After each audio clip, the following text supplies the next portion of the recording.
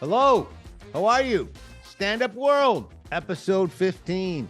The little stand-up podcast that could, sorta, did, tried, is working. Thanks for tuning back in. If you're staying with us, and if you're new to us, this is a work in progress. We're figuring this podcast out, but we're having lots of fun, so thank you. My name is Mike Binder, just in case you can't read or you're listening. And this week, January 16th through 22nd, I will be in Las Vegas at the Tropicana Hotel. And I have another show coming up February 9th in Pasadena. And at the end of February, I'll be in Boston. I'm going to tell you all about that. But first, I'm going to talk about my wife, who is in the next room right now, sadly watching a movie about Jeffrey Dahmer. I don't understand that. My wife and my daughter are obsessed with serial killers. And they love Dahmer. They watch the Dahmer movie, the Dahmer Netflix series. There's like 3 Netflix Dahmer documentaries they've watched. There's Dahmer Forensics Files.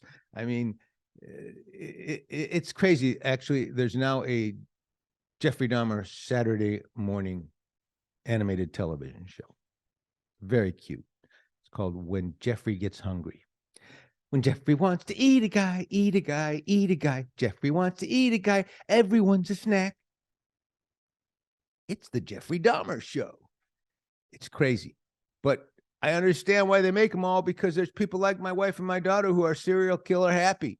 They love serial killers. And I think until they probably meet one, then I think that will get them right off this kick. I have no interest in it, but it's like an occupation now. I mean, there's so many of them. It's, I was going to be going to dentistry, and it wasn't into that. And then I was going to go into restaurant management. So I just took up serial killing. I figured there's money to be made in the movie rights. I don't know.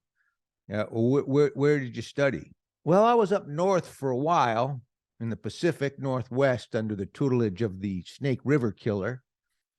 And then I headed out over to the Midwest. I tried to get this summer camp thing going, the CIT killing. But that didn't pan out. I figured that was easy, a movie deal. Killing all these cute little CIT counselors. Didn't work. And now I'm in Florida, and I'm doing this thing. I'm the bubble bath bomber. I don't know if you've heard about it. I'm blowing up old ladies in their bathtub. And I think that's going to catch on. I really think that's going to get me some national news. But they are some very sick people. And I think you got to be sick to even watch movies about them. But that's just me. I don't know. You might like that stuff. You might like that stuff. But what else can I tell you? My daughter and I had a great day today. I love my daughter. My daughter's gay, if ever you know. I don't ever know if I ever told the story, but she had, it was her and 2 Korean roommates. And now she's with one of her roommates who we just love. She's adorable. She's adorable. We're just crazy about her. But the first time I went over there to meet her, and them and all of them, it was quite the brain twister, because her girlfriend's name is They, Thay, They. And I don't know if it's Korean or some religious thing that her mother named her, but it doesn't make it easy. It really, it did not make life easy for me. And so my daughter's like, okay, Dad, her name is They. Yes, They, Dad. And she's a she. Okay, that makes sense. Yes. Okay, can I ask a question? Just because I don't know this stuff. I'm just asking.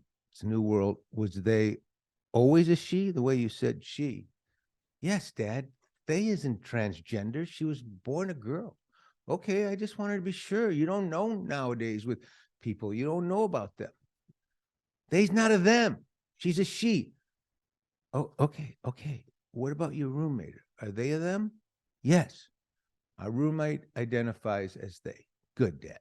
Okay, well, tell me their name. When? Now, tell me their name before I go up there and meet them. When? Their name is when?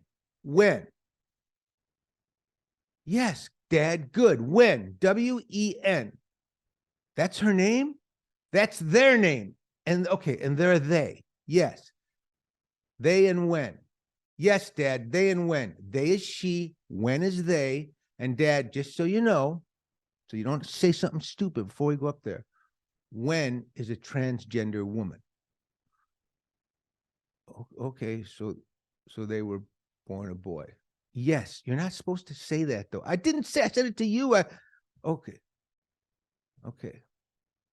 Just so I know. I mean, I'm fine with any. What was Wen's name before? You're not supposed to ask that either, Dad. It's not nice. It's rude. It's called a dead name. It's a dead name? Yes, don't ever ask it. It's okay. I won't again, I promise. But just tell me what their name was when wasn't a they. Richard. Okay, that's easy. Richard. Yes, their name was Richard. Now it's when. And just so you know, their partner's going to be up there with them, so don't embarrass they and I in front of them. What's their partner's name? Was. They broke up? They're not partners anymore? No, Wen's partner's name is Was. W-U-Z. Was? That's really her name? Their name. Was identifies as they as well, Dad. Wen's partner is Was. Your girlfriend is they. When, was, and they. Was isn't their birth name. They changed it. When? Yes, when. No, when. When did Was change their name? When they met when? Out of respect. Okay. Oh, so that's a Korean name? They're Korean? No. When and they are. Was is a white woman. Oh, jeez. Okay, but was when a them when they met Was? Yes. All right. And was always a white woman person? Was she? Yes. Was is not trans, Daddy. Was born a cis female. They was? Yes. So what? They changed their name out of respect for when? They did. Good. Look at you, Daddy. What was their name? Just so I know. I promise I'll never use it. I know you're not supposed to ask, but now I want to know. Karen. Oh, shit. That makes sense. That's a good change. If I were a white they right now named Karen, I'd change my name too. So you can see it's difficult in my life. Everything about my life right now is difficult. There's the bell that says it's time to talk about Foundation cigars. I love my Foundation cigars. I love my Olmec, which is the #1 cigar on so many lists right now. It's amazing what's happening with the Olmec. It's a huge hit. And he's got it. My friend Nicky Malillo runs and owns Foundation Cigar. If you ever watch Joe Rogan smoking a cigar, talking about his Joe Rogan cigars, Nicky makes those. And he's a craftsman. He's an artist. And I love this guy. So he's got a bunch of new brands out. One's called the Senator or Senator. I don't know. It's an Egyptian thing, but it's amazing too. He is Padron and Cohiba level quality. They're strong cigars, I might add, but people love them. They love them. Oh, I just got an email from him say everybody, not people. It was my daughter saying, Nicky's a they. No, he's not. My landlord, Nicky's a they. But listen, I just want to say, Foundation Cigars, Ask your store to stock them, to sell them. If they don't sell them, and if they do, try one. You're going to love them. Okay, couple things I wanted to talk about today, which is really interesting. I want to talk about my buddy Vinny Fasline. You know, when I'm at the clubs now, back working out, doing stand-up, I'm meeting a lot of these young comics, and I think I got a pretty good eye being around as long as I have been about who's going to make it and who's not. And I just feel like my buddy Vinny is going to be huge. He really is. He's charismatic. He's funny. He's got a great story. He had a brain surgery as a young kid, and I think it made him funny. I don't know if something happened, but he came through it, and he deals with it a lot, and he does a lot of good comedy on it. But he's got a great Instagram channel. Watch a little bit of Vinny. I was on a date. I planned out this whole date. We had a beautiful day. We went to lunch. We had the frozen yogurt. It was very nice, and we were on the beach, and we were right about to kiss. I was right about to do it. Right? We're just like this. It's kind of a perfect moment. And this little kid walks by with his dad. He's holding his dad's hand, and he's going like this with his dad. And he stops. He looks at us, and then he flexes, and he keeps walking. Very funny, I know. It's very adorable. It's very funny. I thought it was great. We both laughed. The kiss did not happen, but it was silly. It was funny. He was cute. We laughed. I was like, you know what? I'll play along with this kid. So I gave him one of these. I go, all right, buddy. Right? And then he goes back at me. He goes like this.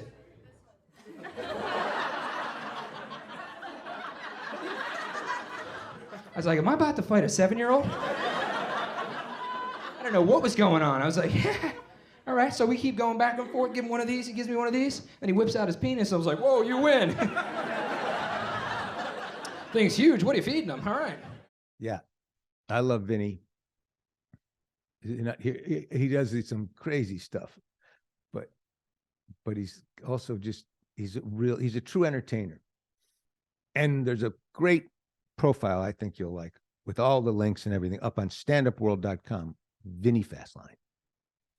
Another profile this week is actually a chapter I brought back from my book, standupworld.com, which you can get free downloading if you sign up for my newsletter at standupworld.com. And one of the chapters, the book is called Stand Up World, Essays on the World's Greatest Art Form, which I believe stand-up is.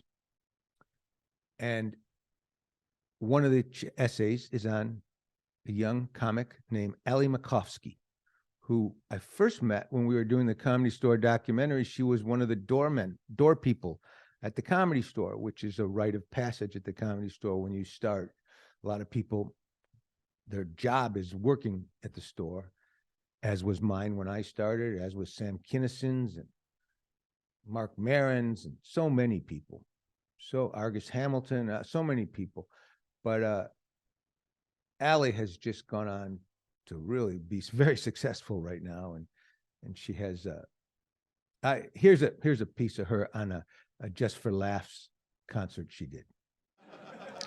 It is hard having sex with this voice, because no one wants to hear me be like, oh yeah, sweet, sure. I had to start watching porn so I could sound more enthusiastic. I only watch lesbian porn now because it's the only true art form we have left. It's beautiful. I was watching lesbian porn and then I went on Facebook right after and all of my ads changed to the WNBA. Just by a round of applause, who here thought I was a lesbian? Cool, I'm just trying to figure it out. When I was younger, I Googled how to tell if you're bisexual. And Google was like, if you're looking this up, you probably are. Now as an adult, I just Google things like how to tell if you've come. And Google's like, if you're looking this up, you definitely haven't. So check her out. Check out the profile, Allie Mack, on standupworld.com, and it's got a lot of links for her too. Okay, another thing we have out this week is on Adam Rowe, a Pearls from the YouTube Ocean piece, which is a regular thing we do, showing and telling you about these great specials that comics are putting up on YouTube that are free. You should, by the way, tip them if you really like it. But Adam Rowe, if you're over there in the UK, you already know who Adam Rowe is. He's a star. He's on fire. He's got a huge podcast called Have a Word, which is fantastic. And he's just become one of the top comics. He's out of Liverpool, this fella. I met him when he was the opening act for Bill Burr at the Royal Albert Hall when we filmed the Netflix special Paper Tiger. And he was great then. He's 10 times better now. Check out his special. Here's a piece from his special. I am on a watch list. I'm sort of trying to get on a watch list. Some of you don't know, I like winding people up. I really enjoy it, especially like the government and that. So I've come up with a plan. It's a bit silly, it's a bit stupid, but I am going to do this, right? I'm going to get a new laptop, but not a brand new one. Like a shady, second-hand, like cash converters, charity shop laptop, right? And on the new laptop, I'm going to set up a new Gmail address, a new email. And I know that integrates with YouTube. So I'm going to start watching the most ridiculous radicalization videos, right? How to bomb everyone, how to build the best bomb ever, death to everyone but me and my mates, all that, right? And then with the same email logged in, I'm going to start Google searching all the ingredients it takes to build a bomb, right? And then on the same laptop with the same email, I'm going to set up an Amazon account and one by one buy all the ingredients, right? And then on the same laptop with the same email, I'm going to set up a Rightmove or a Zoopla and just rent a little dodgy-looking warehouse, right? I'm going to put all my bomb ingredients in my warehouse. And whenever I'm not, like, doing a show or busy with other stuff, I'm just going to be sat in my warehouse waiting for it to be raided, praying that I'm in it when they do kick the door in. And he's like, get on the ground! We know what you've done! I'm going to go, officer, why don't you have a quick look at what I've done? Because what I'm going to have done is, right, do any of you remember big heart attacks? Right? Do you remember at the end of an episode of Heart Attack, he'd do a massive one on the floor? And if you were stood too close to it, you couldn't tell what it was meant to be.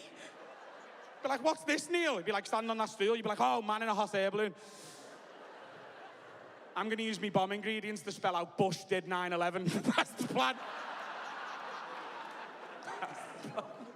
Adam Rowe, Pearls from the YouTube Ocean on podcasts on standupworld.com. I'm not bright, but I'm happy. Anyway, that's it. Listen, by the way, if I told you about Vinny Fasline, Allie Mack, if you want to see either of those live and you live in the SoCal area, Southern California area, February 9th is the grand reopening of the Ice House in Pasadena. And I have a show that I'm putting on with some of my pals and friends and acquaintances and people I hate.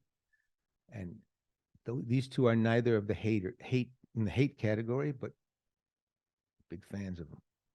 Allie Mack and Vinny are going to be on the show with myself and Bobby Lee and my buddy Fraser Smith. It's February 9th, the Ice House in Pasadena. And all this week, the 16th through the 22nd of January, I'm in Vegas at the Tropicana at the Laugh Factory there with Rich Hall and Harris Pete. So it's going to be a good show. And also, I want to talk to you and thank you with the guys at John Tobin Presents, who've been helping me with my podcast and my Instagram. And John Tobin runs his group. They run a bunch of great nightclubs in Boston. They have a new one in Detroit. They have one opening up in Louisville. And check out John Tobin Presents. Here's their website. And go check them out and support them if you're in that Boston, East Coast, Detroit area. They put on a lot of great comedy shows and they love stand-ups. So that's important. That's it. That's episode 15 in the can. Have a great week. I'll see you next week when I'm back from Vegas.